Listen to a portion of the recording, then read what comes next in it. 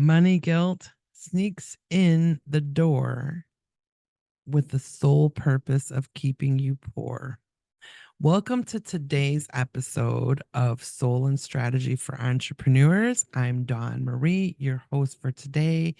And in today's episode, we're going to continue our journey from part one. We are going to be exposing the hidden places that money guilt can show up in life and in our businesses. If you missed part one, make sure you go back and listen. So let's dig in. Money guilt can manifest in so many different ways. And I've seen there are a lot of variables with where the manifestation comes from, how it shows up. But there's some common threads. And today I want to go over some of those with you so that you can start to get examples of, oh, that has to do with money. Oh, I never made that connection before. And we're going to talk about a couple ways in general as humans where it shows up as well as entrepreneurs because both apply. You have to realize that as an entrepreneur, it's your energy infusing your business, especially if you're a solopreneur, but it's you, it's your energy, and how you do one thing is how you do everything. The core root of it is really within self, but it extends in your entrepreneurial ways and journey as well. So let's first go over a couple of ways that it can manifest in your life in general. So oftentimes you can recognize this as a self-worth or worthiness, lack of a challenge around that. And I know many people struggle with this, and often it's attached to money guilt. So it lurks in our sense of self-worth and worthiness. And it can show up as feelings of being that unworthy person or undeserving of financial success. And this is simply untrue. Not one person deserves it more or less. We all deserve it the same, especially when you're here to do so much good with it, right? So this can really lead to self-sabotaging behaviors. I promise you this. There is nothing outside of you that's as great of an enemy as what lives within inside of you. That's our biggest enemy, is our own thinking, our own blocks, the way we sabotage and trick ourselves. And this can show up in underpricing products or services. Hello. Raise your hand if that applies to you or has ever applied to you, because I struggled with this consistently for decades of putting myself on not only sale, but clearance, and still feeling as if I was getting the short end of the stick, over delivering in the value, and then resenting my client or customer for overtaking and expecting more. Well, this is what I was attracting, of course, because this is what I was putting out there. It also can show up as avoiding opportunities for growth and expansion. I know at one time when I was in the working force, the corporate world, if a promotion was up and it was me against another person, I felt it was almost my responsibility to bow down. Like maybe I deserved it more. Maybe it was really more mine than theirs. Maybe I would have been the better candidate. But the polite thing and the right thing would to be to take a step back and wait my turn. Bullshit. Okay. It's also can show up as feeling guilty for wanting more and more abundance in life. And I talked a little bit about this in the first episode, where gratitude can actually grow a cancer. I guess this is how I'm seeing it, grow a cancer to it. So gratitude in and of itself is a great thing. But if the gratitude creates guilt for wanting more. Well, if I want more, then that means I'm not really grateful. This is a mind block. This is how we sabotage ourselves. So it is not wrong to want more abundance in our life. It's actually more in alignment than lacking and desiring and not achieving. Okay. So number one is it can show up in your self-worth, or your worthiness, the value that you feel you hold personally. The second thing I want to talk to you about on a personal level, on a human level, is generational conditioning. So, money guilt can also deeply be ingrained in our generational conditioning and upbringing. These are things that we learn from our parents, from our peers, from our grandparents, and other people, maybe teachers, other people that have influence in our lives while we're growing up. And this is where it showed up for me a lot. I had been raised with my mother, who was not an entrepreneur and really struggled as a single mother. My birth father was not in the picture, from the time I was before I was born until much later in life. So I didn't have that experience, but I had my mother's experience. She was not an entrepreneur. She didn't understand the drive of wanting to give more, wanting to be more, wanting to experience more. Her thought process was more about survival. And that wasn't wrong for her, but it was definitely wrong for me. But that perception as a child of why she was limiting me, why was she not expecting more from me? It really was a mind fuck for me.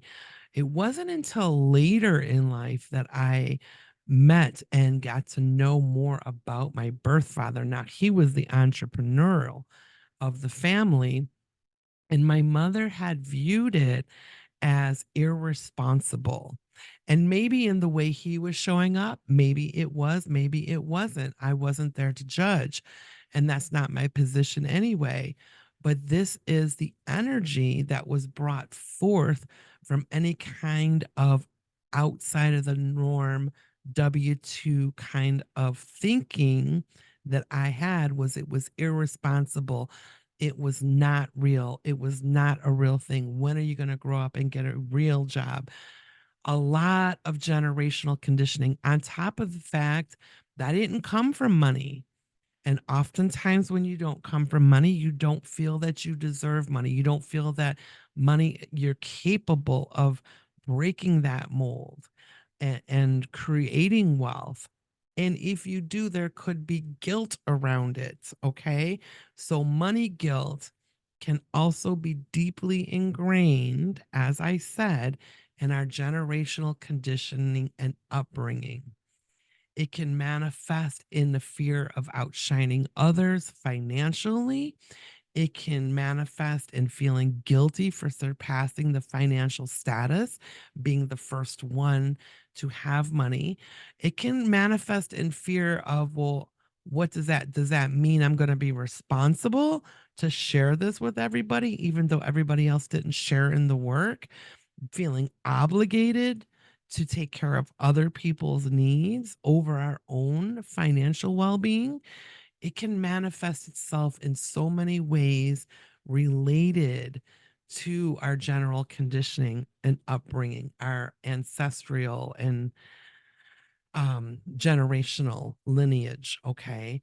So the third thing I want to talk to you about on this level is where it can show up is relationships and social dynamics. So money guilt can hide within our relationships. It can hide within our social dynamics.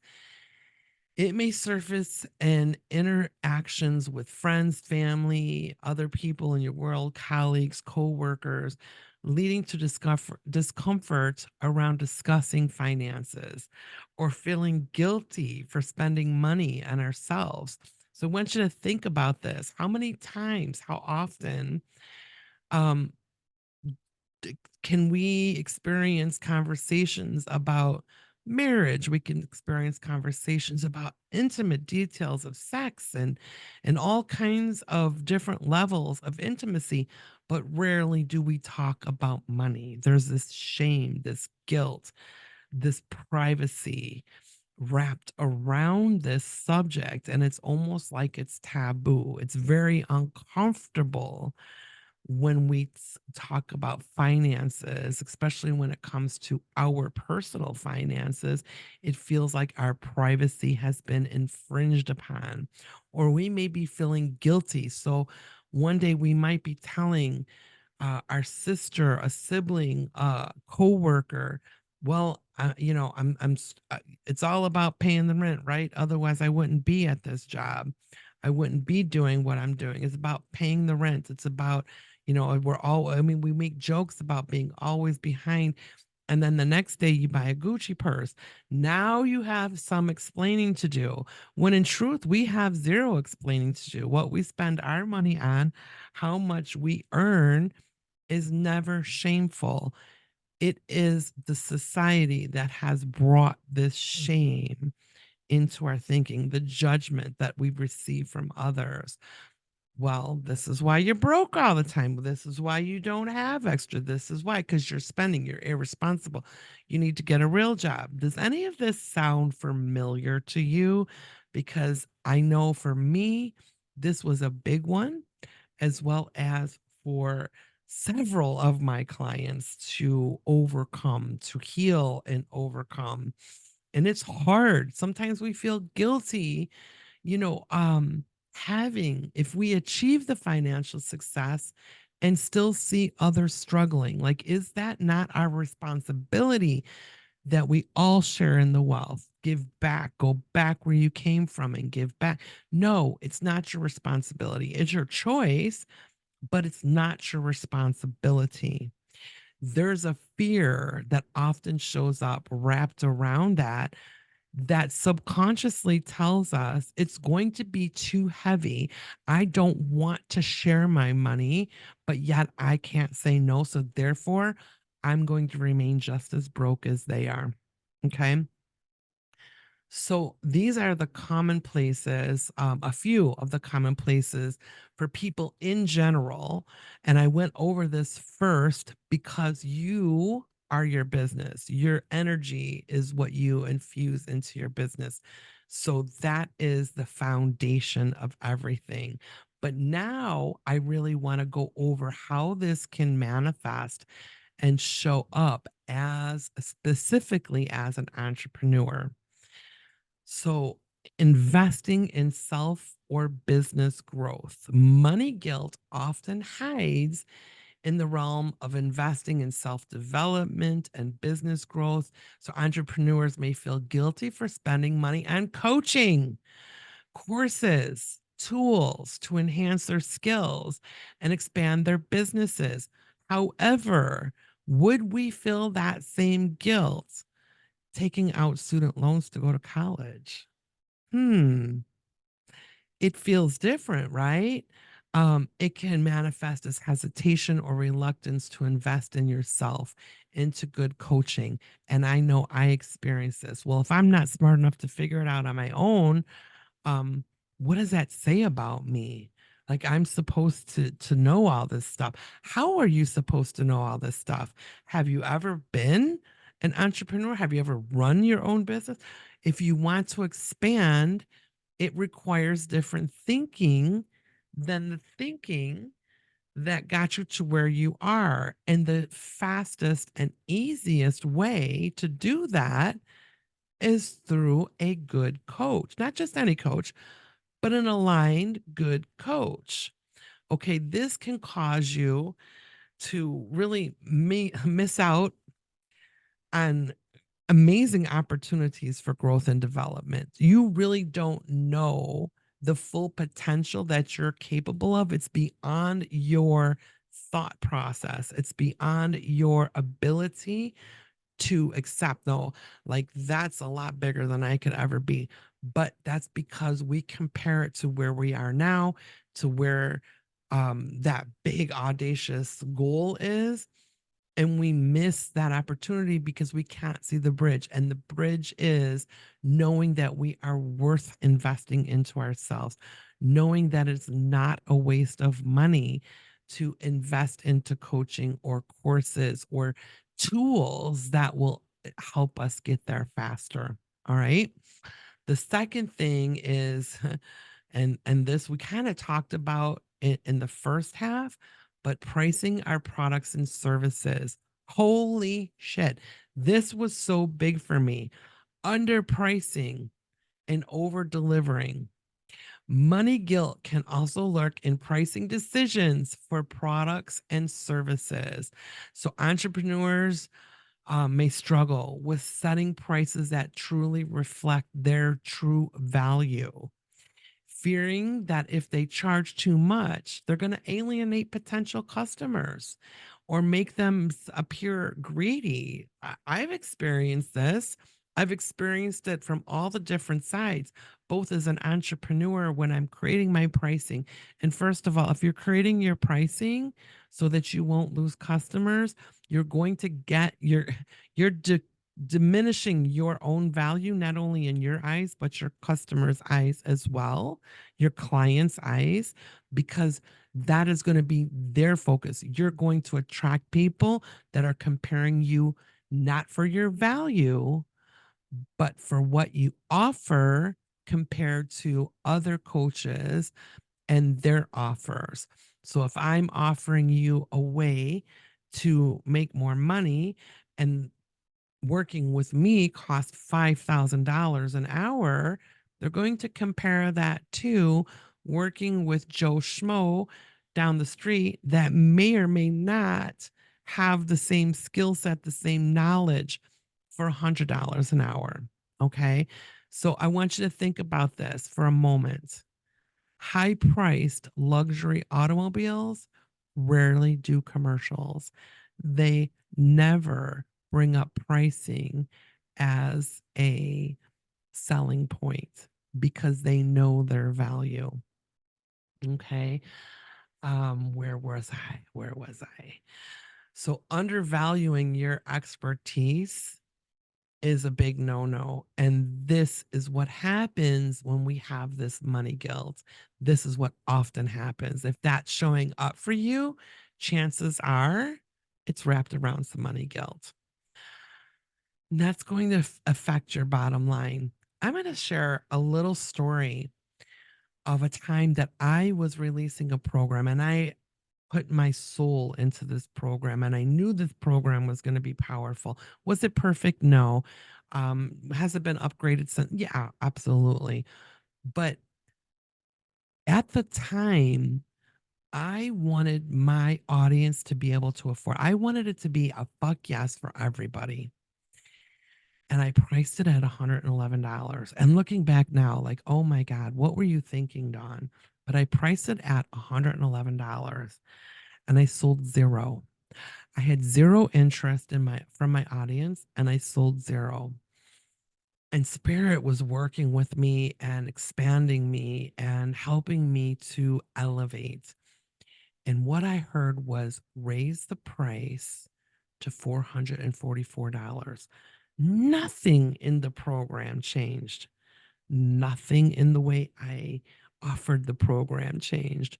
Not one thing was added. The price was the only adjustment I made, and I started selling them instantly because the people who were looking for the value that I held could finally recognize me for what I was offering.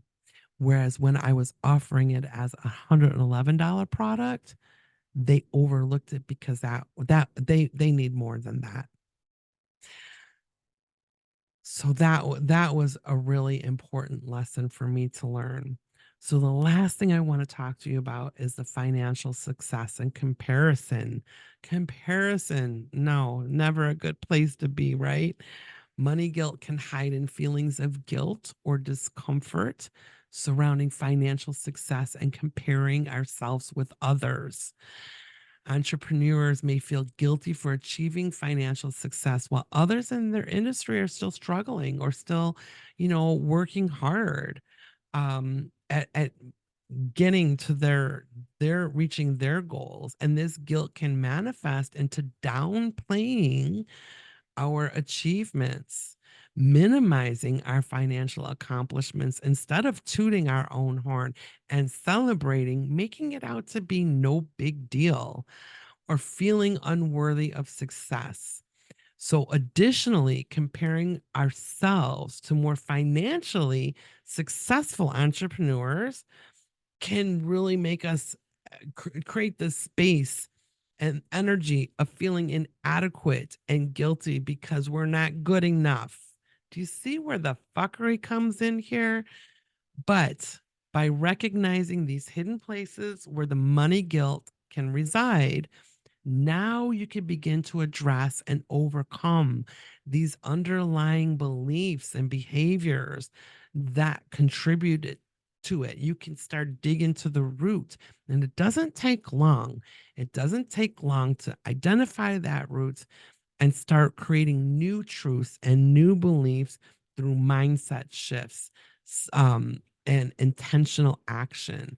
You can literally cultivate a healthier relationship with money and embrace your own worthiness of financial success. So that wraps up today's episode. If you've enjoyed this episode, be sure to subscribe and turn your notifications on. I'm dropping 2 new episodes each week on Tuesdays and Thursdays. And be sure you check the description for more places to find me, as well as how you can work with me privately.